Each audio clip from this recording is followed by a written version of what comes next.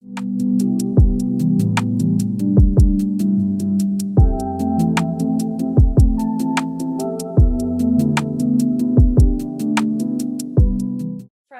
like when all the things are stripped away, what makes you different from this soul to this soul to this soul to this soul? And that's you, and helping you identify what are the things that are within you that you contribute to the world without needing anything else to make that contribution. The love and the purpose and all of those incredibly powerful missions that I think people are driven by.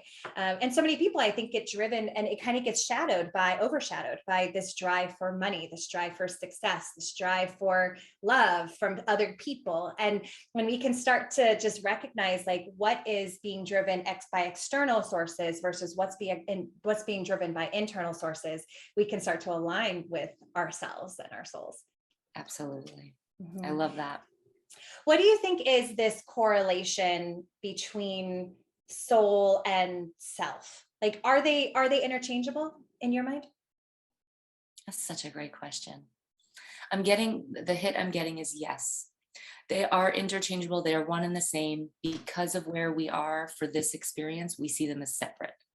Mm-hmm. The moments when you feel higher frequencies of emotion, what I mean by that is we have a range of emotions. If you are feeling grief, like, okay, we'll say we're not going to call it positive or negative for a moment. Well, let's just call it more dense emotions and more light emotions. The reason I'm using those terms is because they're a frequency, right? Michele, you and I went through grief last year, massive grief. The density of, and probably still do, I have waves of it that comes on. I venture to say, even when you were in grief, I bet that there were moments, not at the same time, but there were moments that you were able to feel appreciation, lighter, love, way lighter, even peace at moments of that, right? So no matter where you're at, Abraham Hicks calls it the emotional guidance scale. There's another book by, I want to say it's Stephen Hawking, called Power versus Force. He calls it the emotional tone scale.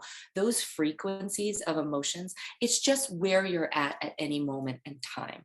If you're in grief or despair, I mean, that's that's like kind of the lowest frequency, right? Mm-hmm. It doesn't mean it's negative, you're bad or anything like that. It just means that's where your human experience is right now. And that there's opportunity for feeling it, releasing that energy and moving up the emotional scale, up to even anger is higher than despair, right? Yeah. I know when I was in grief, feeling anger was better. Mm-hmm. And that's healthy. It's healthy to move up, move your energy up. And you can do that through your focus, by focusing your thought and feeling. Okay. Yeah. How we manifest is focus, feeling, frequency. I also call this tuning to the frequency of love. That's the framework that I created. Focus, feeling, frequency. I didn't create it. It's what I distilled down of observing and seeing. There's many ways you can explain manifesting. This is the simplest for me. So if you focus your energy on moving up the scale, like, God, I'm feeling grief, but I'm going to reach for anger. Oh, I'm angry than feelings. That feels lighter. It feels more, it's flowing. Now from anger, you reach for frustration. That feels a little bit better, a little bit lighter. From frustration, you can move up to more like not caring, like apathy, like whatever, this will pass. From there, you can start to reach optimism. You know what, this could look a little bit better. And you start to talk your way up.